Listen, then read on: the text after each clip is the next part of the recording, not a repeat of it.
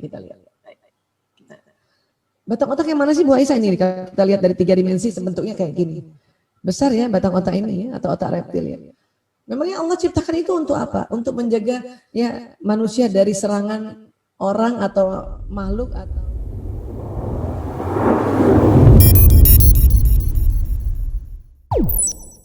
Bismillahirrahmanirrahim. Assalamualaikum warahmatullahi wabarakatuh. Alhamdulillahirrabbilalamin. Assalatu wassalamu ala asyrafil anbiya'i wa mursalin wa ala alihi wa sahbihi ajmain, amma ba'du.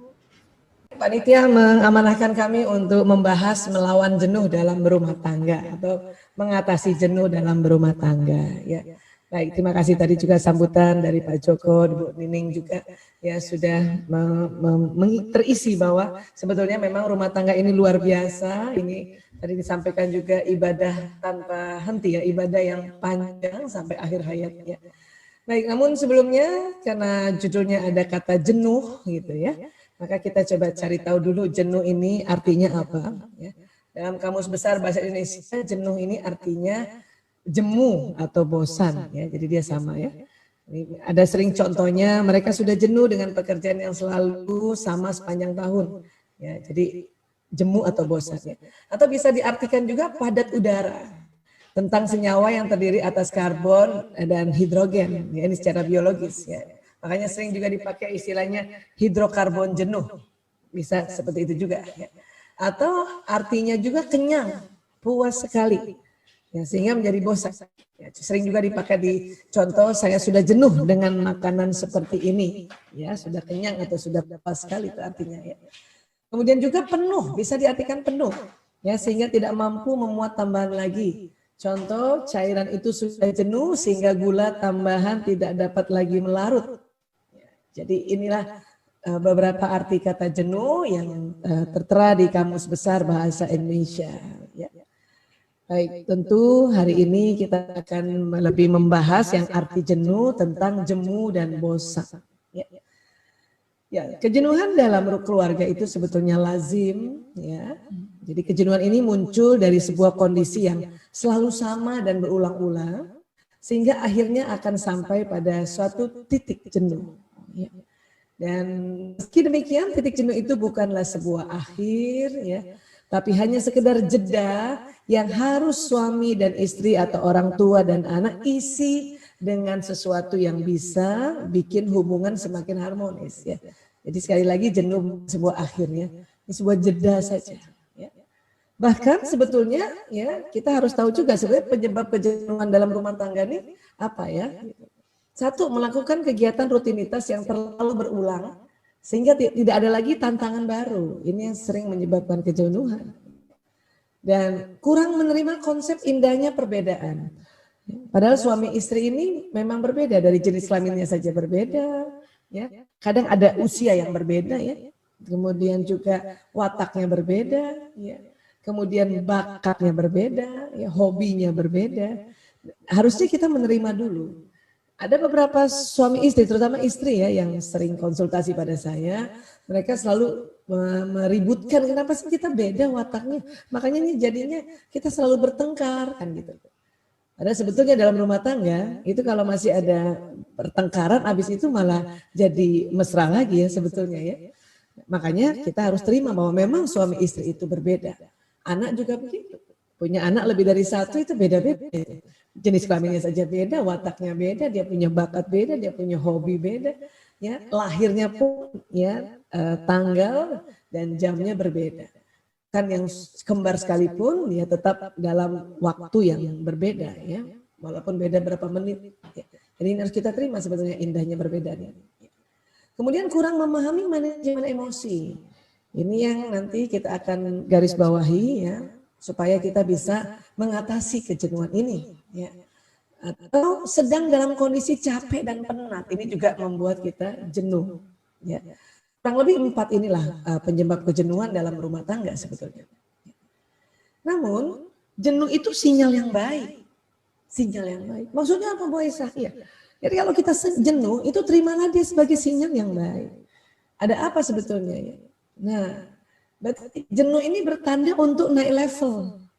Ya, naik level. Misalnya jenuh ya, terutama jenuh di dalam misalnya membuat makanan gitu ya, bosen dengan makanan ini aja gitu. Itu yang kadang-kadang bikin juga hubungan di keluarga itu jadi berada di titik jenuh ya, jemu bosan. Makanya ini bertanda untuk naik level. Wah, kita bikin apa lagi nih makanannya? Diapain lagi ya makanannya? Misalnya dari makanan aja itu sudah ada tanda bahwa kita harus naik level gitu. Ya. Atau mungkin pergi berlibur di tempat yang sama itu saja gitu ya. Nah, itu udah mulai jenuh ya. Berarti itu harus untuk naik level. Berarti harus mulai dipikirkan gimana ya. Di mana lagi ya ada tempat baru ya untuk kita bisa bersama-sama ya berlibur ya. Atau paling tidak bersama-sama untuk ngobrol-ngobrol gitu ya. Karena sekarang di dalam kondisi pandemi kita sulit juga untuk berlibur. Nah, ini jadi jenuh itu tandanya untuk naik level. Kita ngobrol sama anak rasanya udah jenuh sama ibunya, berarti harus naik level lagi, cari tahu gimana caranya untuk ya mengatasi ini. Jadi sekali lagi jenuh itu sinyal yang baik ya, sinyal yang baik. Karena apapun yang Allah berikan pada kita itu sebuah sinyal yang harus disyukuri. Ya. Jenuh dalam pekerjaan berarti harus naik level untuk gimana caranya. Ya, targetnya dinaikkan kah atau belajar hal-hal yang baru untuk menaikkan level ya supaya pekerjaan ini jadi banyak tantangannya lagi gitu ya. Saya sendiri juga kalau misalnya kerjanya hanya itu saja atau misalnya dapat judul materi hanya itu saja itu jenuh itu. Kenapa? Karena sudah nggak ada tantangan. Berarti harus naik level. Ya, saya akan cari cara untuk baca lagi buku, ya, mengamati lagi, ya, membaca jurnal-jurnal, meriset lagi untuk naik level. Sehingga nanti apa yang disampaikan juga bisa berbeda. Walaupun tentu ada inti-inti yang penting yang biasanya sama yang bisa kita sampaikan. Tapi kita ya menganggap ini, wah ini ada sinyal nih harus naik level. Jadi sekali lagi supaya jenuh bisa diatasi ya. Kalau ada jenuh, katakan, oh ini tandanya untuk naik level. Ya. Itu yang membuat kita ya bersyukur, walaupun jenuh aja bersyukur. Ya, Masya Allah. Jadi gimana nanti kalau kita sudah jenuh, pokoknya terima dulu, wah ini tanda baik ini untuk naik levelnya. Artinya, cara ngobrol sama suami juga rubah pola lama. Jangan itu-itu aja. Curhat sama suami jangan itu aja, rubah pola lama. Kata-kata pada anak ya itu juga diganti-ganti gitu ya. Ya, misalnya hati-hati anak, kalau anak pergi kan dikit-dikit hati-hati anak, coba ganti dah sedikit. Ya, bisa diganti take care ya anak, misalnya kalau mau pakai bahasa Inggris ya atau wassalam ya anak. Ya kan gitu. Ya itu ganti. Ya. Jadi rubah pola lama. Kalau kita jenuh sama suami bukan suami yang diganti, pola kita berkomunikasi yang kita rubah, ya. Baik, kemudian keluar dari zona nyaman. Terutama nih, misalnya seorang ibu misalnya ya masaknya cuman itu aja jenisnya. Dia nggak mau coba resep baru. Kenapa? Karena nggak mau keluar dari zona nyaman itu bikin jenuh. Kadang bukan hanya orang-orang yang jenuh, kita sendiri jenuh sebetulnya ya. Walaupun kayaknya sudah mahir bikin telur ceplok misalnya. Coba rubah aja beberapa hari baru nanti ya minggu berikutnya bikin lagi telur ceplok gitu, itu rasanya gembira banget gitu. Ya, jadi kita keluar dari zona nyaman ya. Kemudian apalagi perlu dicas ulang, Dalam Islam ini luar biasa.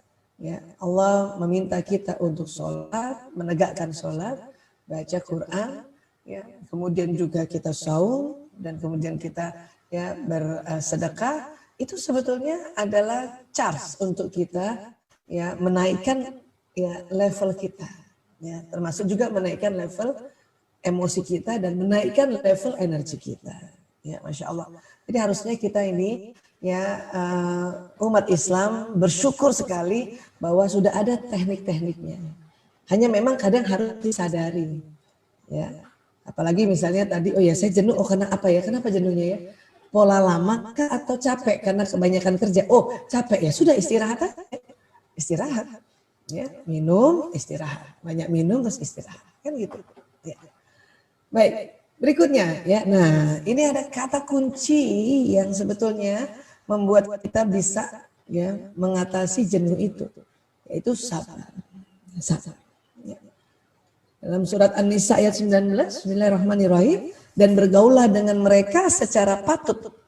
Kemudian jika kamu tidak menyukai mereka, maka bersabarlah. Karena mungkin kamu tidak menyukai sesuatu padahal Allah menjadikan padanya kebaikan yang banyak. Sama jenuh itu kan kadang-kadang kita menganggap ini parah nih jenuh nih kita nih. Ya, kita harus lawan. Padahal sebetulnya mungkin itu adalah sesuatu ya yang membuat mendatangkan kebaikan. Makanya disepakati bahwa jenuh itu adalah tanda untuk naik level. Jadi kita mensikapinya itu dengan baik sekali ya. Dan sabar ini adalah salah satu cara sebetulnya. Salah satu teknik untuk kita ya bisa naik level tadi dan akhirnya bisa mendapatkan ide, mendapatkan cara-cara yang bisa keluar dari pola lama. Dan banyak orang mengatakan sabar itu guru, ya, guru kesabaran. Sabar itu guru, sabar itu guru. Saya selalu merasa dalam diri saya, misalnya kalau lagi ada apa-apa gitu ya, jenuh, ya sudah sabar dulu, tenang dulu, sabar dulu, dan katakan bahwa sabar itu guru. Ya. Makanya ya dengan kita sabar, kita cari tahu bagaimana nih. Apa sih yang ada di belakang dari setiap kejadian, maka itu akan menaikkan level energi kita. Ya. Baik. Ya. Dalam Al-Baqarah 153 sudah jelas-jelas ya Allah berfirman, Bismillahirrahmanirrahim, Ya ayyuhallazina amanu ista'inu bis-sabri was-shalah, innallaha ma'as-sabirin. Hai orang-orang beriman, jadikanlah sabar dan sholat sebagai penolongmu. Sesungguhnya Allah bersama orang-orang yang sabar, penolong. Ya, sabar dan sholat. Bu Aisyah, saya udah lakukan ini, ya alhamdulillah. Tapi kalau rasanya masih jenuh, itu berarti tanda-tanda bahwa ya kita ya perkuat lagi sabar dan sholatnya. Untuk apa? Untuk naik level. Ya. Capek banget Bu Aisyah, saya pulang kantor capek banget. Ya istirahat sebentar. Leye-leye aja sebentar, kalau orang Jawa bilang leye-leye sebentar. Ya, habis itu insya Allah, habis kita istirahat sebentar, atau memang betul-betul misalnya sebelumnya tidurnya tidak berkualitas, kita niatkan untuk ya Allah, mohon saya tidur yang berkualitas ya Allah. Jadi tidur kadang-kadang cuma 15 menit, 30 menit nih misalnya masih belum tidur malam ya. Itu bisa meningkatkan level, baik level emosi, level energi, dan akhirnya banyak ide. Akhirnya sudah jenuh itu sudah teratasi, ya Masya Allah. Baik. Sobar tuh apa sih? Ya jelas kita sudah tahu yang bahasa Arab yang artinya menahan. Ya, jadi sobar ini sebuah ikhtiar sebetulnya, menahan. Menahan apa? Itu tadi ya. Secara istilah sabar adalah menahan diri dari segala macam bentuk kesulitan, kesedihan, atau menahan diri dalam menghadapi segala sesuatu yang tidak disukai dan dibenci. Nahan dulu. Tapi ingat, menahan bukan menekan ya. Menahan. Nanti kita akan lebih jelas lagi apa maksudnya ya. Menahan, tahan. Ya. Sehingga apa? Sehingga tidak kita ekspresifkan terlalu cepat. Ya. Dan tapi juga tidak menekannya. Ya. Karena kalau menekan kita akan jatuh kepada level emosi yang berbahaya. Bisa masuk ke depresi. Tapi menahan. Menahan untuk tidak menekan, menahan untuk tidak dikeluarkan secara ekspresif. Atau kalau kita ya marah sama suami, kita tahan untuk kita tidak damprat dia. Atau kita marah sama anak, kita tidak damprat dia, tapi kita tahan. Itu sabar. Ya. Sehingga nanti waktu menahan itu, ya apa yang harus kita lakukan? Ya. Baik, kemudian dalam Islam ada 3 bentuk sabar, ya ini sabar dalam katan, sabar dalam menghadapi musibah, dan sabar dalam menjauhi perbuatan maksiat. Ini semua ini harus kita lakukan tiap hari. Sabar dalam ketaatan apapun. Ya, mulai dari ya melaksanakan ibadah, ketaatan juga untuk ya pada suami, ketaatan juga untuk bagaimana kita ya selalu kalau masih punya orang tua pada taat pada orang tua. Ya jadi betul-betul sabar itu ya ada sebuah teknik ya, sebuah cara dan guru ya. Sabar dalam menghadapi musibah, ya sekarang kita berada di kondisi yang orang mengatakan ini musibah, ya dan tentu kalau musibah itu kadang-kadang bukan hanya tertulis, tetapi memang ini karena pilihan manusia yang berbuat sesuatu, ya kalau tidak A, B, makanya itu yang tertulisnya, bisa jadi itu yang tertulisnya, cuman karena manusia melakukan banyak kekhilafan, merusak bumi ini, maka terjadi A, kan seperti itu. Ya. Dan sabar dalam menjauhi perbuatan maksiat. Jelas banget ini. Termasuk kita mau damprat anak, mau maki suami, itu kan perbuatan maksiat sebetulnya. Tapi kita sabar untuk jauhi itu. Tenang. Saya bisa marah Bu Aisyah, iya memang semua orang bisa marah. Cuman karena dia suami, ya, suami jembatan surga para istri, ya tertulis di Lauh Mahfud. Ya sudah kita untuk ya menahan agar marahnya tidak didamprat atau tidak dikeluarkan secara ekspresif. Seperti itu. Ya. Sama anak-anak juga begitu. Apalagi anak-anak yang masih belum balik ya, apalagi anak-anak yang balita. Ya, itu kan anak saya. Ya, tapi itu cuma diapain, Bu? Ya, saya bisa marah sama dia, itu anak marah. Hanya kalau kita selalu seperti itu dan mendamprat anak-anak, hati-hati. Saya sejak tahun 98 ini ngurus narkoba, Bapak. 5 tahun terakhir ngurus LGBT. Itu salah satu penyebabnya adalah pola asuh orang tua yang tidak sabar. Tidak sabar. Makanya saya nggak mau lagi ada tambahan-tambahan korban narkoba, korban LGBT hanya gara-gara kita tidak sabar. Ya, baik. Kemudian apa sih yang Bu Aisyah mau sampaikan? Ya, tentang kesabaran itu tadi ya. Tapi sebelumnya saya ingin perlihatkan ini Allah ciptakan manusia ini ada otak. Otak manusia ini terbagi dua, ada otak besar dan ada otak kecil. Kemudian Allah belah otak itu menjadi belahan kanan dan belahan kiri. Ya, luar biasa, Masya Allah. Kemudian Allah menciptakan otak laki-laki lebih berat sedikit dibanding otak perempuan. Misalnya otak perempuan dewasa itu kurang lebih 1,5 kilogram beratnya, laki-laki 1,6 kilogram beratnya. Ya, itu saja. Dari otaknya saja laki-laki sudah lebih tentunya lebih banyak lagi tanggung jawabnya, lebih utama lagi sebetulnya. Ini aja. Saya kalau udah lihat ilmu dari otak aja, oh iya ya. Memang makanya kita harus hormat suami itu karena memang otaknya aja lebih besar dari kita. Ya. Nah ini. Kemudian di dalam otak itu banyak sekali. Salah satunya yang saya mau cerita adalah tentang limbic system atau otak di tengah ini. Ya, terdiri dari struktur-struktur. Ya. Mungkin tidak perlu dihafal ini karena semua pakai bahasa Latin. Karena perjanjian internasional seperti itu kalau bicara tubuh manusia agar universal kita pakai bahasa Latin. Hanya mungkin tidak perlu dihafal, yang penting tahu saja ya, oh di tengah otak ini Allah ciptakan ada namanya the limbic system atau sistem limbik. Sistem yang mengatur emosi. Jadi ada di tengah kita, di otak kita, semua manusia. Bahkan bukan hanya manusia, hewan golongan mamalia juga punya otak limbic system. Ya, limbic system. Makanya sering limbic system ini disebut otak mamalia. Mamalia brain, otak mamalia. Ya. Jadi kita memang punya sifat binatang di otak kita. Itu Allah juga sering sampaikan dalam Quran itu bahwa kadang-kadang kita nih derajat kita turun, lebih rendah daripada binatang ternak. Kenapa? Karena memang di otak kita ada otak mamalia yang mengatur emosi. Memang Allah yang ciptakan. Supaya dia terkendali, ya derajat kita tidak turun di bawahnya binatang ternak, maka kita harus kenali. Ya, kalau kita sudah kenali, mungkin teman-teman ada yang pernah dengar tentang seminar ini, karena diulang-ulang jadi faham. Karena faham jadi bisa otomatis ya sabar untuk menahan bagaimana ya limbic system ini untuk tidak ditekan dan tidak juga didampratkan gitu ya. Dan termasuk juga nanti kejenuhan ini ada kaitannya dengan limbic system. Ya. Baik, sebelum saya lanjut ya, ini mumpung kita di dalam forum yang sama ya.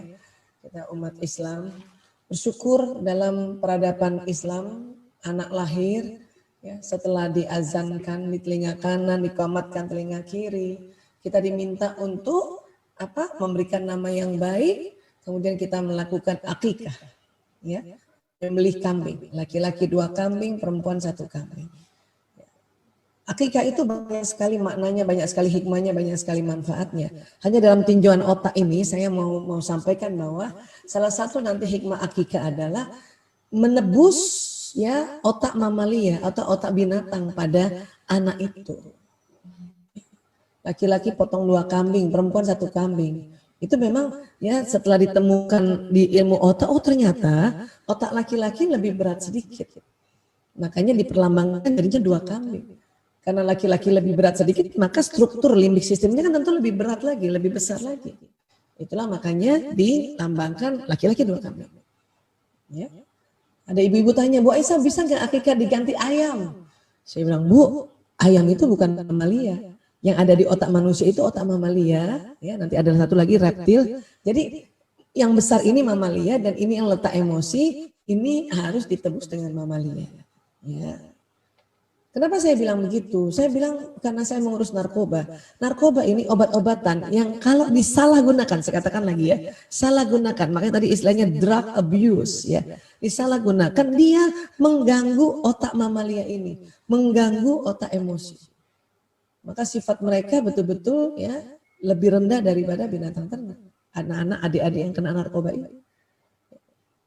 Bisa dipulihkan? Iya bisa, tapi lama.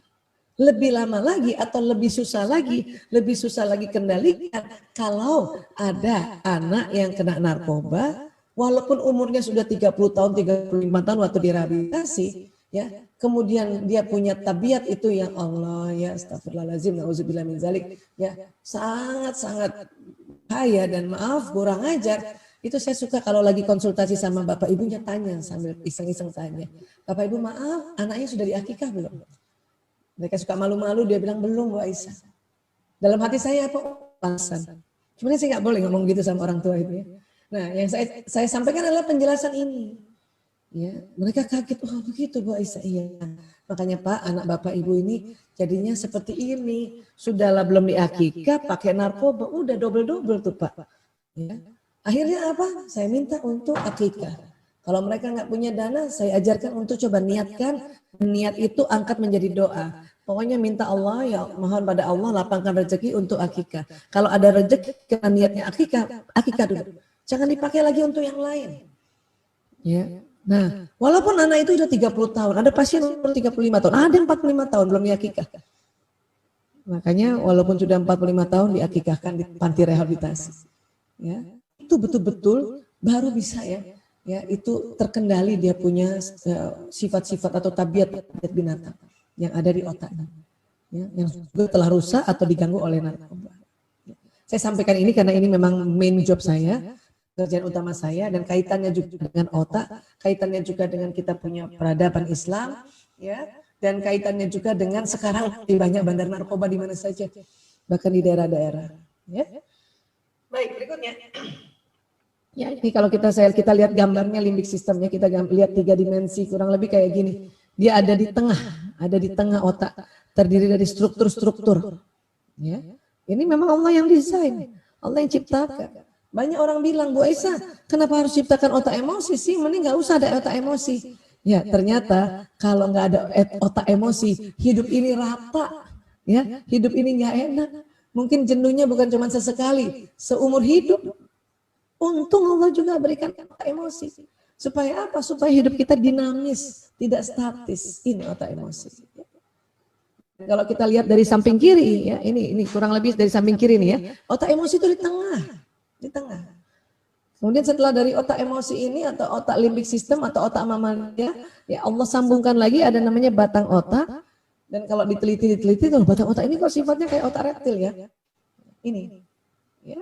Jadi reptil punya batang otak, cuman reptil nggak punya mamalia. Mamalia yang lain punya mamalia dan juga punya batang otak. Ya, unggas lain lagi gitu ya. Nah, dan otak emosi itu di tengah otak, besar. Kalau ditanya, Pak Aisyah sebesar apa itu otak emosi kita? Sebesar kepalan tangan masing-masing. Coba lihat Bapak Ibu Ayah Bunda kepalan tangannya masing-masing. Ya, kurang lebih segitulah. Itu di tengah otak. Bahkan ahli-ahli otak mengatakan otak emosi ini intinya otak. Oleh karena itu kalau bisa dikenali, kemudian difahami, dan bisa juga dikendalikan, insya Allah hidupnya jauh lebih beruntung, ya, jauh lebih baik. Bisa kalau kita ajarkan diri kita, anak kita, ya, tentang ketauhidan, ya, tentang akidah, tentang ibadah, tentang akhlak, tentang informasi yang lain, itu di mana otaknya? Itu di bagian depan, di belakang dahi. Di sini ada tempat untuk ilmu pengetahuan, ya, nasihat, pelajaran-pelajaran, baik disampaikan oleh orang tua, bapak ibu guru, atau belajar sendiri di sini nih.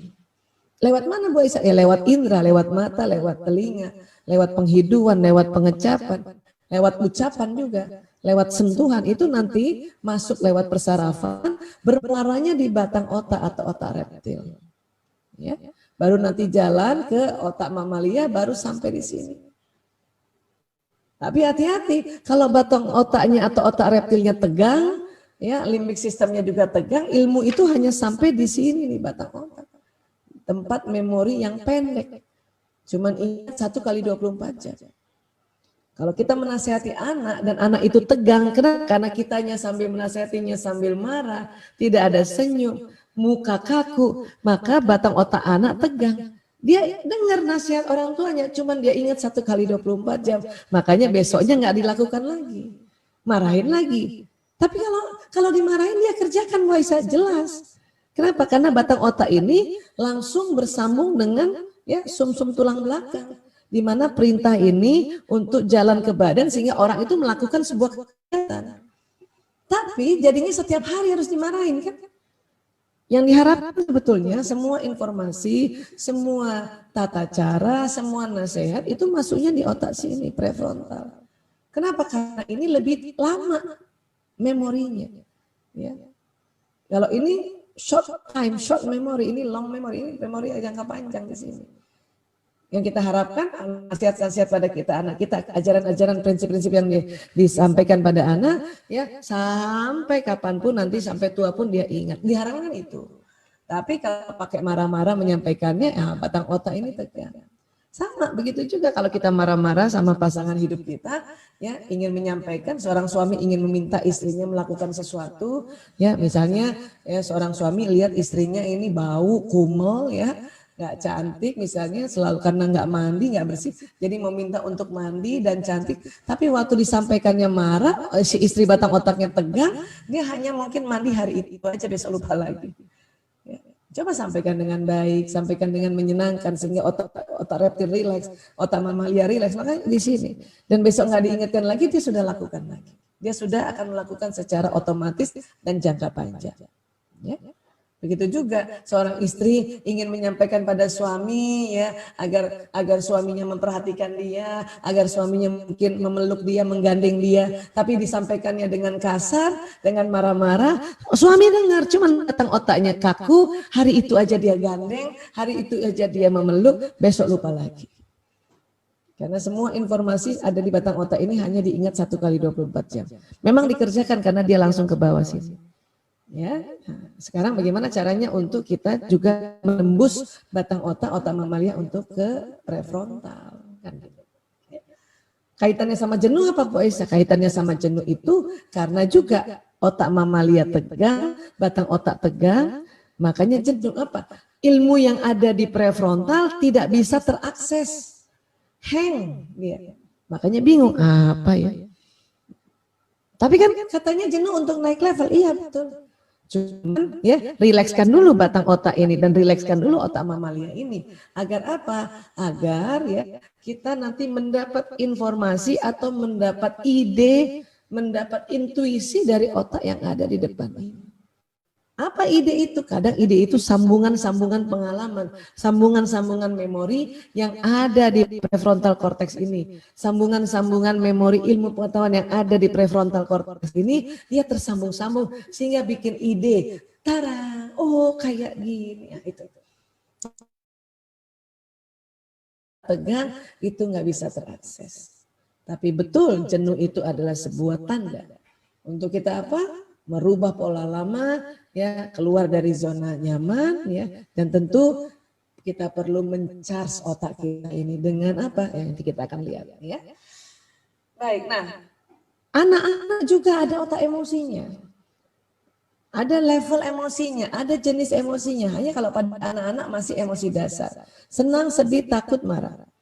Seperti hewan mamalia, jadi mereka ada emosinya 4, senang, sedih, takut, marah. Walaupun dari satu jenis emosi ini kalau dipecah lagi lebih banyak lagi.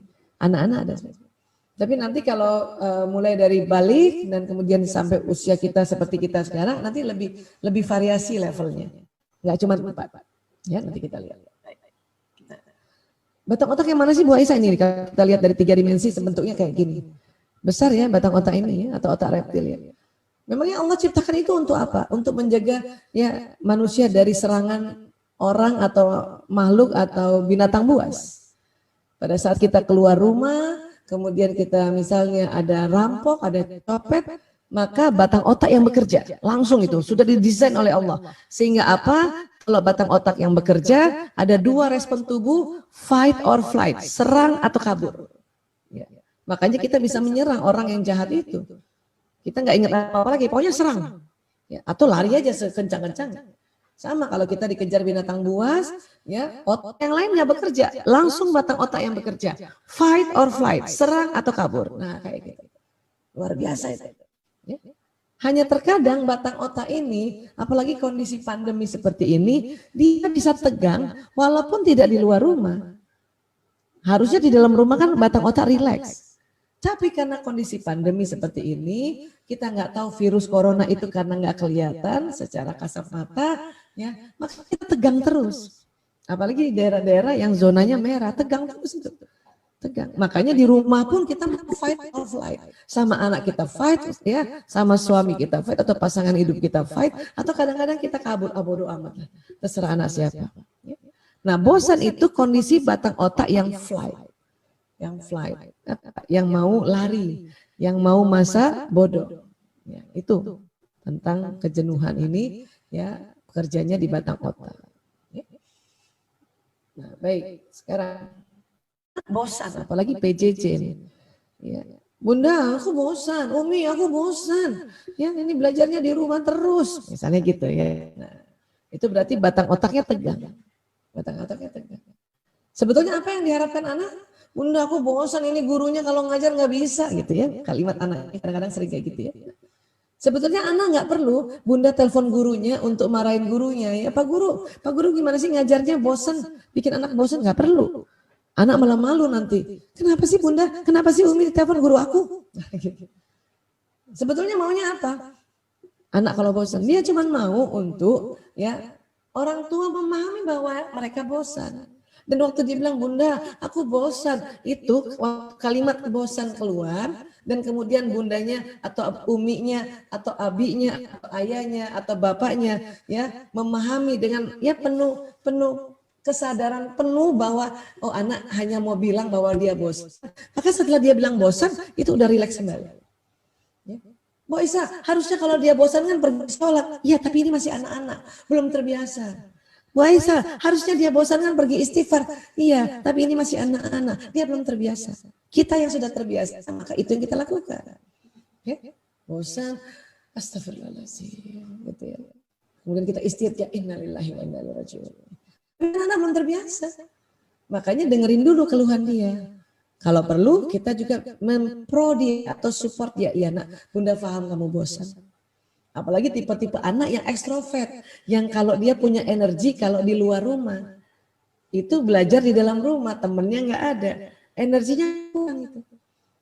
Makanya kadang-kadang kalau di beberapa tempat yang memang orang tua sanggup memberikan gadget dia dua, ada satu laptop, ada satu HP-nya gitu, smartphone-nya, ada anak yang ekstrovert wataknya, ya, sambil belajar dengerin ibu guru di monitor laptop, dia masih chat sama temennya lewat line kah atau lewat WA kah.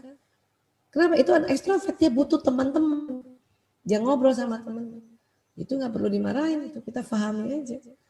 Ya, karena anak-anak ekstrovert itu anak yang memang kalau punya energi, ya, dan bisa belajarnya dengan orang ramai. Kalau anak introvert, anak yang memang lebih senang di dalam rumah, lebih senang di dalam tempat sepi, lebih senang belajar sendiri, itu lebih senang pelajaran secara online atau PJJ. Hanya tentu bosan juga, kenapa capek, penat sini di tengkuk ini kan batang otak. Pas waktu dia bilang, Bunda aku bosan, iya nak Bunda paham. Kalau perlu, ya, kalau kita lihat ngantuk, ya udah istirahat aja dulu nak. Ya, atau mau makan, ayo Bunda bikinin pisang goreng, nah gitu kan. Atau nasi goreng, atau Bunda bikinin teh manis, atau susu, itu kan boleh diberikan arahan seperti itu. Ya, dan biarkan juga dia hening sebentar. Kalau dia sudah minum, sudah enak, ya tadi dia disampaikan oleh MC tadi kita tarik nafas, itu betul. Ya, supaya nanti batang otak rileks, dia akan semangat lagi seperti itu. Ya. Baik, nah ini level emosi pada orang dewasa atau orang yang balik sampai umur kita seperti ini. Ya, kalau tadi waktu masih kecil mereka hanya 4, ya, sedih, takut, marah, senang, ini lebih banyak kita 10. Dan kalau kita gabungkan dengan ilmu hawa nafs, inilah ada namanya nafsul lawwamah, amarah, mutmainnah. Lawamah itu biasa diartikan nafsu yang berlara diri. Lara itu kategori sedih. Ya. Nafsu amarah ya pasti kan ada marah ya. Jadi ada yang di nuansanya di level marah ini. Mbak Esa kan kayak tangga ya. Iya ternyata kalau kita sedang ya punya emosi, kemudian otak itu diukur oleh EEG, elektroensefalograf itu ya, ternyata ada frekuensinya. Dan kalau dipetakan jadi kayak tangga. Paling rendah adalah emosi apati. Apa nih Bu Aisyah? Merasa tidak berguna. Kenapa orang bisa apati? Karena sedih berkepanjangan. Sedih kurang lebih 2 minggu sampai 1 bulan atau berbulan-bulan bisa apati. Bisa merasa nggak berguna, percuma saya jadi istri, percuma saya jadi ibu. Seorang ayah juga bisa gitu, percuma saya jadi bapak, percuma saya jadi ya suami. Ada kayak gitu. Kenapa? Sedihnya berkepanjangan. Ini makin ke bawah makin bahaya ini. Dan apati ini rasa tidak berguna kalau berkepanjangan itu akan masuk ke level emosi yang bahaya lagi, depresi. Apa ciri depresi? Selalu mau menyakiti dirinya. Ada ide lebih baik saya mati, selalu mau bunuh diri nih depresi ini. Nah kalau depresi ini susah kita tangani sendiri, ini harus dibantu dengan tenaga profesional. Tapi kalau masih sedih, kita bisa tangani diri kita sendiri. Anak masih sedih, kita lihat suami kita sedih, masih bisa kita tangani. Ya, dengan memahaminya, kemudian ajak ngobrol, itu masih bisa. Ya, ini lawamah, mulai dari apati, sedih, takut, termasuk cemas, khawatir di sini. Las ini buru-buru. Kalau kita bangunkan subuh anak-anak untuk sholat kemudian sambil marah, itu namanya las, bukan semangat. Kalau ya hampir sama, mau cepat, tapi kalau semangat ini sambil senyum. Kalau sambil marah-marah itu masih di sini, itu masih di nafsunya amarah ini. Ya. Di atas las ada marah-marah, anger, ya di sini kesel, jengkel, ya dendam, jijik ini masuk di sini. Di atasnya sombong, ya di sini ada sombong. Nah, ini masih nafsu amarah ini, ya angkuh, sombong, ya di sini. Nah, setelah sombong naik sedikit frekuensinya, ada namanya level emosi courageous, semangat 200 Hz. Ini sudah masuk di nafsu mutmainnah. Di atasnya lagi courageous acceptance, ya acceptance, menerima, bersyukur. Oh iya saya syukur menerima kondisi sekarang bukan saya sendiri, kondisi sekarang bukan hanya Indonesia sendiri, kondisi sekarang ini seluruh dunia seperti ini. Kalau kita sudah bisa terima itu ya itu berarti kita di level ini. Ini ada namanya peace, damai sekitar 600 Hz. Ya. Di atasnya lagi ada enlightenment, pencerahan. Itu antara 700 sampai 1000 Hz. Mulai dari courageous sampai pencerahan. Ini masuk kategori emosi positif. Ya. Makanya tadi saya berkali-kali bilang, ya kita dengan jenuh, itu tandanya untuk naik level. Caranya apa? Naikkan dulu level emosi ke atas. Dengan apa? Dengan sabar tadi. Sabar artinya apa? Menahan. Misalnya orang jengkel marah sama suaminya nih, istri-istri. Ya, tahan. Sabar itu menahan, bukan menekan. Kalau menekan nanti jatuh ke depresi. Ibu kesal sama suami yang gantung diri ibu, itu pasti namanya menekan itu. Dia bukan sabar, itu menekan itu. Ya, karena kalau ditekan jatuh ke bawah. Tapi menahan. Tidak melabrak suami itu atau tidak melabrak orang yang kita kesali, tapi kita mencoba untuk naik ke atas. Naik ke atas, naik ke mutmainnah. Kenapa kita susah-susah naik ke atas? Karena kalau kita melaksanakan pekerjaan dengan jenis emosi yang mutmainnah, ini dikategorikan zona ikhlas. Ya, zona ikhlas. Ikhlas itu apa? Ikhlas itu mengerjakan sesuatu minimal sekali ada emosi semangat, bersyukur, menerima, ya, damai, bahkan pencerahan. Ini. Kalau kita masih bangunin anak subuh-subuh sambil marah, itu berarti bangunin anak untuk sholat subuh belum di zona ikhlas. Gimana Bu Aisyah? Ini dia sudah harusnya bangun misalnya 6:30, ini sudah 5:30 Bu Aisyah. Ya sudah, Ibu sebentar, ya berdiri dulu depan kamar anak, ya, naikkan dulu level emosi, minimal sampai semangat, baru bangunkan anak. Insya Allah Ibu bangunkan itu di zona ikhlas. Ya. Suami Bu Aisyah nih, suami nih minta pijet nih, saya lagi kesel, dia minta pijet. Ibu sambil, kalau ibu lagi marah, ibu kerjakan pekerjaan ibu yaitu memijat suami, maka mijetnya tuh nggak ikhlas namanya. Karena sambil marah, itu sakit nggak enak. tambah sakit nanti suami teriak-teriak, aduh kata suami kayak gitu. Tapi marah, kita lagi marah Bu Aisyah. Iya saya paham. Ya. Karena memang emosi ini adalah karunia Allah juga. Tapi kalau kita mau mengerjakan sesuatu, ya salah satunya itu tadi mau pijat suamika, atau membikinkan minum suamika, atau mengambilkan piring suamika lagi marah, tahan sebentar dulu, tahan. Gimana? Naikkan dulu, minimal sampai di courageous, bagus lagi sampai yang di atas, atau ya paling nggak antara menerima dan damai ini, maka ya seorang istri yang mengerjakan pekerjaan di ya level emosi semangat minimal, itu berarti mengerjakannya dengan ikhlas. Ya. Ikhlas. Ya. Ikhlas itu gimana sih caranya supaya ikhlas? Di dalam surat ikhlas itu inti ikhlas adalah Allahus Samad. Allah tempat meminta. Jadi supaya naik ke atas bagaimana Bu Aisyah? Minta sama Allah. Ya Allah, angkat marahku ya Allah. Nah itu udah minta tuh. Ya. Dibarengi apa lagi Bu Aisyah setelah minta untuk diangkat marah? Ya dibarengi dengan cara-cara yang selama ini saya yakin ayah bunda bapak ibu saudara-saudaraku semuanya sudah lakukan. Ya. Apa itu tarik nafas panjang? Ya, tadi MC sudah ajak kita tarik nafas panjang. Kenapa? Karena tarik nafas panjang ini oksigen masuk. Nanti masuk di paru-paru, terjadi pertukaran dengan karbon dioksida, oksigen masuk nanti ke jantung, jantung memompa darah ke seluruh tubuh termasuk otak. Nah, darah yang ke otak ini ya banyak oksigennya. Sehingga apa? Sehingga batang otak yang dilalui pembuluh darah dengan banyak oksigennya akan rileks. Otak mamalia yang dilewati darah ini ya akan rileks gitu. Apalagi bisa bernafas dalam ini cara umum. Kadang tubuh kita nggak tarik nafas aja, sering tarik nafas sendiri. Yang panjang gitu. Kesel sama seseorang kita begini. Itu sering kayak gitu. Karena ini mekanisme alami yang Allah berikan. Masya Allah.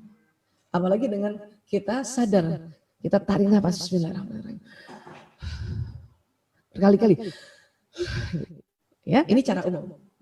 Kemudian cara yang lebih detail bagaimana Bu Aisyah? Ya, tentu karena ad-dinul Islam selama ini sudah mengajarkan kita pakai teknik-teknik yang ya Islam ajarkan. Apa? Membaca ta'awudz. Rasulullah SAW bersabda, sungguh saya mengetahui satu kalimat jika dibaca oleh orang ini marahnya akan reda. Jika dia membaca a'udzubillahi minasyaitonirrajim. Aku berlindung kepada Allah dari setan yang terkutuk. Lebih afdal lagi 4 kali kita ta'awudz untuk minta perlindungan Allah di depan, belakang, kanan, kiri. A'udzubillahi minasyaitonirrajim. A'udzubillahi minasyaitonirrajim. Oke. Satu lagi Bu Aisyah, ya istighfar. Astagfirullahaladzim, astagfirullahaladzim. Keutamaan istighfar itu banyak sekali. Kita ambil satu hadis ya. Rasulullah SAW bersabda, siapa saja rutin membaca istighfar, maka Allah akan memberikan solusi atas setiap kesulitannya, penyelesaian dari setiap permasalahannya, dan dia akan memberinya rezeki dari jalan tak terduga. Kalau kita jenuh kan tadi ya, kita sudah tahu bahwa jenuh ini kan otak tegang nih, otak emosi tegang. Ya, kita nggak tahu apa solusi untuk kita naikkan level, keluar dari zona zaman, apa solusinya. Makanya sebelum mencari solusi, istighfar, astagfirullahaladzim, astagfirullahaladzim, astagfirullahaladzim. Ulang-ulang. Kenapa? Karena ini dijanjikan Allah akan memberikan solusi atas setiap kesulitan. Kalau kita ada masalah, istighfar dulu, astagfirullahaladzim, astagfirullahaladzim. Supaya apa? Supaya otak itu rileks. Ini dari sisi otak ya, belum lagi ya fadilah-fadilah keutamaan yang lain ini. Allah akan memberikan penyelesaian bagi setiap permasalahan. Nanti baru ada ide, oh harus kayak gini nih. Itu Allah yang berikan itu. Karena kita ya mengikuti apa yang diperintahkan. Kita suruh istighfar, astagfirullahaladzim. Dan dia akan memberinya rezeki dari jalan terduga. Rezeki ini termasuk rezeki kesehatan, rezeki ilmu, rezeki uang. Ya. Kalau kita lihat anak kita ya sedang belajar online dan nampaknya enggan, malas-malasan, ya bunda tenang dulu, bunda istighfar, astagfirullahaladzim, astagfirullahaladzim. Kenapa? Rezeki ilmu itu bukan hanya dari Bapak Ibu guru kasih online. Orang belajar itu bukan hanya pada saat Bapak Ibu gurunya menyampaikan. Orang belajar itu bisa belajar sendiri. ya, sambil bermain dapat pembelajaran, sambil nonton televisi barangkali lihat berita dapat pembelajaran, bahkan nonton film kartun pun bisa dapat pembelajaran di situ. Makanya istighfar saja, astagfirullahaladzim. Ya Allah, tambahkan ilmu, tinggikan kecerdasannya anakku ya Allah dari segala arah. Itu kita harus doa begitu. Ya. Kesehatan juga begitu. Kalau kita ketakutan terus nih karena pada virus corona, saking sangat ketakutannya, hati-hati, emosi turun tuh. Emosi turun. Kalau emosi sering turun di bawah, itu sering sakit nanti. Makanya istighfar dulu, astagfirullahaladzim. Ya, astagfirullahaladzim. Oke. Termasuk juga kalau Bunda buka dompet, uangnya tinggal 1 lembar, ya itu pantang mikir pinjam uang siapa ya, minta sama siapa ya, pantang itu. Segeralah istighfar, astagfirullahaladzim, astagfirullahaladzim, astagfirullahaladzim. Kenapa ini loh dijanjikan Allah akan memberi rezeki dari jalan tak terduga. Kok gampang banget Bu Aisyah? Memang gampang, Islam itu gampang, Islam itu mudah ngasih cara-cara. Kenapa? Karena kalau kita lagi level emosinya di bawah, nggak banyak yang diingat, nggak banyak yang diingat. Yang diingat itu hanya Allah. Kalimat-kalimat istighfar ini, astagfirullahaladzim, dan nanti juga istirja, innalillahi wa inna ilaihi rajiun, bertahlil la ilaha illallah, ya, itu juga kalau tidak terbiasa, susah dilafazkan. Untung kita sudah terbiasa, Masya Allah. Ya. Tinggal intonasinya saja ya. Ya, coba intonasinya jauh lebih lembut, jangan teriak-teriak. Kenapa? Karena nanti anak dengar kalimat toyibah, tapi disampaikan tidak toyibah, maka mereka akan trauma. Nah, ini dia kita harus paham ini. Istighfar ini luar biasa, Masya Allah. Apa yang terjadi sih Bu Aisyah? Nah, zikrullah apabila dilafazkan secara berbisik, ya, maksudnya tidak keras-keras dan juga tidak hanya disirkan, tetapi dizahirkan sedikit, ini akan mengeluarkan karbon dioksida. Dan setelah itu akan menarik oksigen dalam jumlah yang banyak. Astagfirullahaladzim. Nah, itu perhatikan nih, hidung nanti akan ambil tarik oksigen yang banyak. Lebih banyak dibanding nafas biasa. Astagfirullahaladzim. Itu hidung akan otomatis tarik nafas. Ya. Memangnya oksigen itu bisa ada volume guys? Nafas biasa, yang seperti sekarang kita nafas biasa ini, itu yang oksigen di hidung kurang lebih 1 liter. Kalau tarik nafas panjang, mendingan tarik nafas panjang Bu Aisyah, oksigen yang ditarik. Iya, itu lebih banyak daripada nafas biasa. Sekitar berapa? 3 liter. Tapi yang luar biasa, pada saat kita habis istighfar, ya, atau setelah bertahlil, atau setelah kita beristirja, itu ya karena karbon dioksida keluar duluan, ya. Astagfirullahaladzim, la ilaha illallah. Maka hidung akan tarik oksigen jauh lebih banyak, sekitar 5 liter. Lebih banyak lagi dari tarik nafas biasa. Ya, itu kerennya, itu luar biasa. Kenapa? Karena istighfar ini huruf jaharnya banyak. Tahlil huruf jaharnya banyak. Huruf jahar itu kan apabila dilafazkan karbon dioksida keluar dari mulut. Nanti hidung akan tarik oksigen. Masya Allah. Ya, baik. Bu Aisyah, sabar dan sholat. Tadi kok sholat bisa jadi penolong? Iya banget itu. Kita kalau bahas tentang sholat dari sisi apapun itu banyak sekali keuntungannya. Ya. Namun hari ini karena waktu yang tidak banyak, saya mau cerita tentang sholat. Ya, tadi kita sudah belajar di otak belakang dahi kita ini ada tempat ilmu, ya, ada tempat ilmu, pengetahuan, nasihat dan sebagainya. Cuman pembuluh darah ke tempat ilmu itu kadang-kadang darah nggak nyampe ke sana. Banyak akhirnya mengkerut biasanya sih. Dan sholat karena ada ruku, ya, ada posisi ruku dan ada posisi sujud, maka jangan salah, pembuluh darah ini akan mengalir ke pembuluh darah ini mengalir ke pembuluh darah dan akhirnya pembuluh darahnya melebar dan akhirnya ya otak, tempat ilmu pengetahuan, tempat nasihat dan sesuatu yang baik-baik ini akan dialiri oksigen, maka apa yang kita pelajari itu nanti bisa kita ingat terus dan bisa kita kerjakan, bisa kita amalkan. Itu karena ada posisi ruku dan sujud. Tentunya yang tumak nina ya. Kalau buru-buru belum sampai ke sini udah turun lagi nanti. Ya, itulah perlu tumak nina. Ya, bayangkan ya kayak gini. Ya, luar biasa tuh, Masya Allah. Ya Allah, ya Allah. Kemudian apa lagi? Dari otak keluar sistem saraf. ya ke seluruh tubuh. Lewat mana? Lewat tulang belakang. Ini disebut sumsum tulang. Nanti dari tulang belakang keluar sistem saraf ke seluruh tubuh. Ya. Dan sistem saraf ini kerjanya kayak kabel listrik. Dia jalan listrik di tubuh manusia ini. Jalan listrik. Ya. Jadi apa sih yang dibawa oleh listrik itu? Pesan. Memang secepat apa Bu Aisyah? Neuron sensori kecepatannya 240 km per jam. Apa maksudnya? Apa yang kita lihat, apa yang kita dengar, apa yang kita hidu, apa yang kita rasakan di mulut, apa yang kita ucapkan, apa yang kita sentuh dari tangan dan badan kulit kita, itu masuk ke otak jalannya 240 km per jam. Cepat sekali. Kemudian nanti dari otak perintahkan ke seluruh tubuh lebih cepat lagi, 320 km per jam. Cepat. Itu kalau mobil 320 km per jam itu kayak apa itu? Ya, cepet banget. Emosi ada di otak. Ya, itu bisa jalan juga di badan. Kalau seorang bunda selalu marah, dia akan jalan di badan cepat. Makanya perilakunya marah nanti. Actionnya marah. Tapi kalau semangat, sering di mutmainah ya, dia turun semangat jadi. Jadi apa yang ada di otak bisa jalan juga. Apa yang ada di panca indera juga bisa jalan. Otak dulu baru dia perintahkan ke seluruh tubuh. Ya. Oke? Nah, sekarang kalau kita ya istighfar tadi, astagfirullahaladzim, maka kalimat istighfar itu jalan ke sistem saraf, dia ke otak juga, ya, membuat limbik sistem ini di sini nih, otak emosi itu jadinya rileks, ya, termasuk juga batang otak rileks. Dan kalimat astagfirullahaladzim, aku mohon ampun pada Allah yang maha azim, itu jalan ke sistem saraf. Dan dia memberi pesan pada seluruh tubuh. Astagfirullahaladzim, astagfirullahaladzim. Dia jalan. Hanya istighfar Bu Aisyah? Tidak, semua kata-kata. Basmalah, bismillahirrahmanirrahim. Dengan nama Allah yang maha pengasih lagi maha penyayang, itu jalan. Dan sel-sel tubuh manusia dari ujung rambut sampai ujung kaki, ya, kalau mendapatkan lafaz, mendapatkan pesan lafaz kata Allah, dia senang sekali. Kok tahu Bu Aisyah? Ada penelitiannya di Surabaya, ya, oleh siapa? Ya, Kiai Haji Agus Mustafa bekerja sama dengan Universitas Erlangga.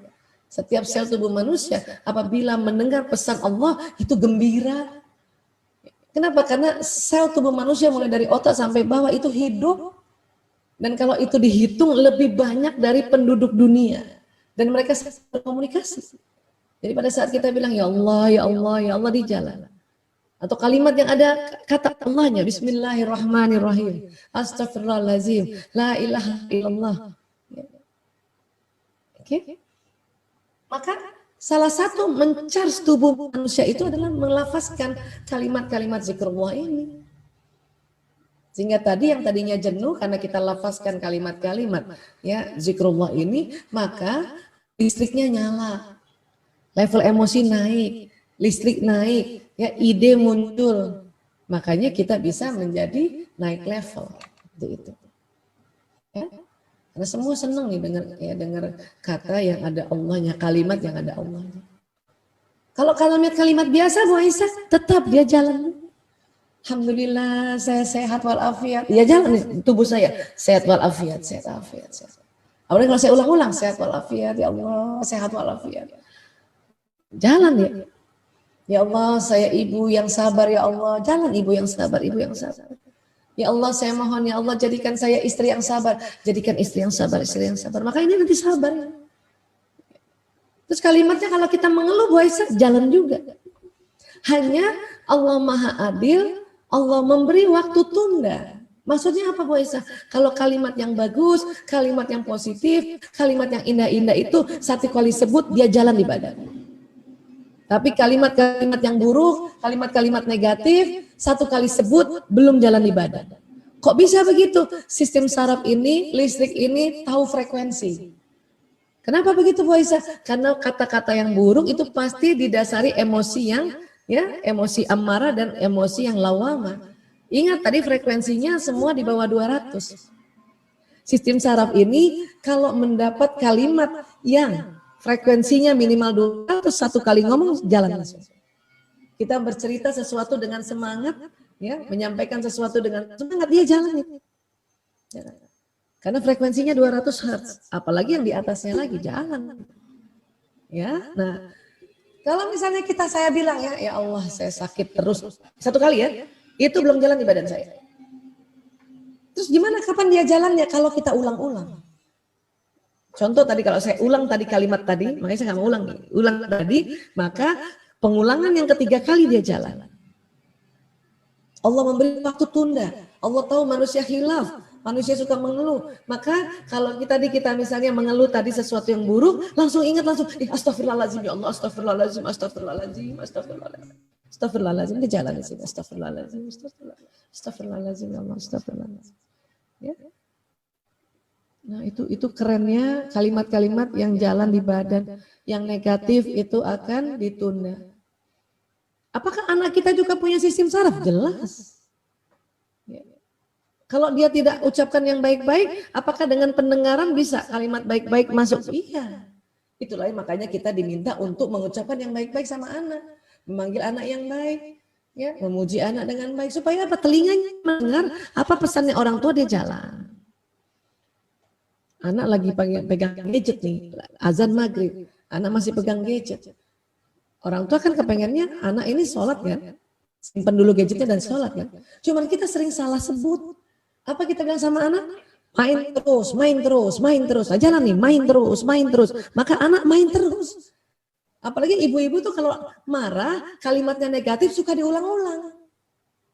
Kalau satu kali kan ingat tadi dia belum jalan. Tapi ibu-ibu suka ulang-ulang sampai 3-4 kali. Maka yang ketiga dan keempat jalan. Anak yang tadinya mau simpan gadgetnya, kok jadi mau main ya? Karena kita menyampaikan itu. Kenapa sih nggak bilang, nak sudah azan, sholat yuk. Sudah azan, sholat yuk. Mending gitu. Sudah azan, sholat yuk. Simpan dulu gadgetnya nak. Lebih jelas kan? Simpan dulu gadgetnya nak. Itu enak itu dengarnya juga. Ya Umi, ya Bunda, ya Abi, simpan. Gitu. Ya. Anak lagi ngerjain PR tapi dengan santai, ya. Senang santai. Bunda udah kesel nih karena bunda mungkin mau buru-buru, mau ajak anak ke pasar tapi syaratnya harus ngerjain PR, tapi ngerjainnya santai. Apa kata bundanya?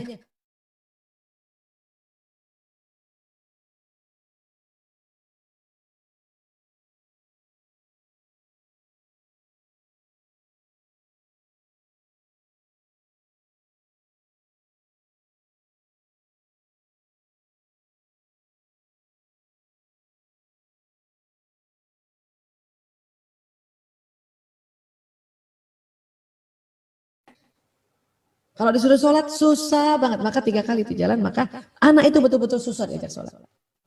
Ya. Kamu ini kok bosan sih jadi anak?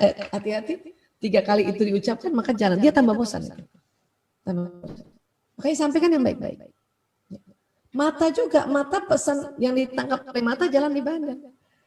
Kalau ibunya suruh sholat, ibu juga dia harusnya lihat mata anak ini melihat ibunya udah siap sholat. Jangan nyuruh doang gitu. Kenapa? Karena apa yang didengar di telinga ini bisa dihapuskan dengan pesan apa yang dilihat dari mata. Ya, kita suruh sholat, tapi kita juga ya masih santai-santai pegang gadget, maka pesan yang di telinga itu akan kalah dengan dari mata. Apalagi kalau anak itu gaya belajarnya dengan visual, saraf matanya yang lebih kuat. Ya, itu bisa terdelete itu apa yang pesan itu. Ya. Makanya dalam kita mendidik anak atau dalam kita berumah tangga, kita diminta untuk apa? Menjadi suri toladan untuk kita melihat. Ya. Maka harus ada role model, dilihat dong orang tuanya. Bundanya suruh anak untuk diam, tapi bundanya ngomong terus. Itu anak bingung lagi, gimana sih? Bundanya suruh kita untuk tenang, tapi bundanya waktu bilang tenang nggak tenang. Tenang. Oh, tapi kitanya nggak tenang. Anak bingung antara yang didengar sama yang dia lihat, itu dia bingung itu. Jadi komplikasi itu. Ya. Kalau gitu gimana dong Mbak Isa caranya? Ya sudah kita tarik nafas dulu, terus tanya sama diri kita, apa yang mau saya sampaikan sama anak saya? Apa yang saya mau sampaikan sama suami saya? Bapak-bapak kan juga pegang gadget kan? Istrinya pengen minta peluk, tapi lihat suaminya pegang gadget. Ya, apa yang disampaikan istrinya? Dan diterima di telinga suaminya, pegang gadget terus, pegang gadget terus, pegang gadget terus. Ya, main motor terus, main motor terus, main motor terus. Maka apa yang disampaikan itu jalan. Bunda kalau memang pengen dipeluk, langsung aja to the point. Ayah, Tapi peluk aku sebentar aja. Peluk aku, di jalan peluk aku. Jadi badan ini ngerti, oh minta dipeluk. Nggak usah sebut apa yang tidak kita suka. Nanti itu bisa dia lakukan saat itu juga. Ya. Makanya ada anak yang dimarahin dengan kalimat-kalimat kebalikan, maka dia lakukan itu. Ya. Ini anak tambah dibilangin, tambah jadi. Nah itu tambah dibilangin, tambah jadi. Soalnya ibu bilanginnya yang buruk. Jadi tambah jadi. Nah ini hati-hati. Masuk bosan. Ya, kalau kita jenuh atau bosan terus kita bilang, aduh bosan nih. Satu kali nggak apa-apa, dia belum jalan. Diulang-ulang maka jalan. Tambah bosan, tambah tegak semuanya. Ya. Nah ini kesimpulannya sebelum kita lanjutkan, kita bisa buka tanya jawab karena biasanya sesi tanya jawab harus agak banyak ya. Iya Bu Indah ya. Ya, jadi kita simpulannya ya, otak manusia itu terdiri dari otak besar, otak kecil, terbagi dua kanan kiri. Otak kiri itu biasanya otak analisa, kanan itu kreativitas ya. Di dalam organ otak banyak sekali ya susunan-susunan strukturnya, tapi kita belajar saja secara populer ya. Apa yang tadi kita sudah belajar? Ya, ini dia batang otak. Fight or flight, serang atau kabur. Ya, ini limbic system, otak mamalia. Ini yang ada beberapa level emosi tadi. Ya, emosi nggak bisa hilang, dia hanya bisa naik turun. Kenapa? Dia di tengah otak, bayangkan, masya Allah. Hanya naik turun. Ya. Dari otak keluar sistem saraf yang kayak kabel listrik ke seluruh tubuh. Apa yang kita ucapkan, kita dengar, ya kita lihat itu jalan. Nah dia. Apa yang kita dengarkan harus jalan. Makanya kita harus dengarkan yang baik-baik. Ya, dengarkan yang baik-baik. Yang dilihat pun pesannya jalan, maka lihat yang baik-baik. Kalau ada berita, Bunda lihat berita buruk berkali-kali, hati-hati ya, pesannya jalan, nanti level emosi turun ke bawah. Ya. Dan apa yang diucapkan itu jalan. Makanya hati-hati jaga lisan kita juga. Ya. Nah ini, jadi sekali lagi ini akan terjadi seperti itu. Ya. Nah. Sebelumnya ini ada Profesor David Hawkins ya, seorang ilmuwan Amerika dan seorang psikiater. Apa dia bilang? Getaran magnet energi di bawah 200 Hz menyebabkan seseorang mudah terserang penyakit. Jika frekuensi energi seseorang 200 Hz dan di atasnya, maka dia senantiasa sehat. 200 itu di sini, semangat. Keseringan kita di bawah, keseringan di amarah dan di lawamah, itu bisa sakit. Kondisi sekarang ini hati-hati. Ya, kita kalau mau nunggu vaksin lama, belum tentu juga masih pro kontra. Lebih baik kita jaga emosi kita ini. Kalau lagi turun, oke, ini memang ada di dalam otak kita. Kita hargai juga. Ya Allah, saya sedang sedih ya Allah. Ya. Maka setelah itu cepat-cepat naik ke atas. Ya Allah, angkat sedihku ya Allah. Astagfirullahaladzim. La ilaha illallah. Naik ke atas. Atau pergi sholat, karena sholat tanpa terasa rakaat demi rakaatnya naik ke atas. Atau baca Quran, ya kenapa? Ayat demi ayat dia naik ke atas. Bahkan baca Quran itu bisa sampai di pencerahan. Selain kita baca Quran, kita baca artinya itu sampai ke pencerahan. Makanya tadi ya pada lafaz ayat Quran dibacakan artinya kan kita diminta untuk ya insya Allah semoga yang mendengar dan yang membacanya mendapat barokah itu karena supaya sampai di sini. Kalau ada orang baca Quran harus kita dengerin apa tadi. Ya. Lebih afdal lagi karena mungkin tidak semuanya hafal dan tidak bisa bahasa Arab juga, ada sari tilawahnya, itu kita ada di penciptaan itu, Masya Allah. Sehat. Ya. Ini David Hawkins mengatakan di dunia ini dia telah melihat orang yang mempunyai frekuensi positif 700 Hz sampai 1000 Hz, maka kekebalan tubuh dan vitalitasnya sangat tinggi. 700 sampai 1000 itu di mana? Di pencerahan. Itulah saya katakan tadi, kalau kita baca Quran kita ada di pencerahan. Ya, habis sholat juga ada di pencerahan, habis sedekah ada di pencerahan, ya, habis berbuat baik ada di pencerahan, maka insya Allah kekebalan tubuh dan vitalitas sangat tinggi. Ini yang dibutuhkan sekarang, kekebalan tubuh tinggi, vitalitas sangat tinggi. Terus tentu kita tidak boleh terlalu gembira di atasnya pencerahan. Di surat Al-Hadid Allah melarang kita untuk terlalu takut nanti depresi, terlalu gembira nanti terlalu jadi manik atau euforia. Dan juga kita dilarang sombong, jadi kita dilarang juga ada di sini. Kita diharapkan senantiasa berada di antara courageous dan pencerahan ini. Agar apa? Banyak sekali keuntungannya. Kalau dari sisi kesehatan, kekebalan tubuh naik, vitalitas sangat tinggi juga. Vaksin ini masih pro kontra. Virus ini virus yang kayak influenza atau virus yang kayak cacar air atau yang kayak HIV. cacar air ya, atau misalnya measles atau campak itu bisa disuntikan ya, diharapkan kekebalan tubuh meningkat. Tapi kalau HIV nggak bisa. Virus ini kayak apa nih? Ini belum tahu juga. Kalau virus COVID-19 ini kayak influenza, ya vaksin influenza hanya kuat 2 tahun, habis itu ya, masih bisa juga kena pilek. Nah ini, maka daripada nunggu itu, mending kita naikkan level emosi dengan meningkatkan ibadah kita. Selain melepaskan kejenuhan, bisa banyak ide, tapi itu tadi kekebalan tubuh naik, vitalitas sangat tinggi, maka pekerjaan banyak terselesaikan. Ya, dan insya Allah lapang rezeki. Jadi, ya. Kurang lebih seperti ini, Bu Indah. Kita akan buka tanya jawab supaya lebih agak lama sedikit ya tanya jawabnya ya. Baik, terima kasih. Ya, mohon maaf.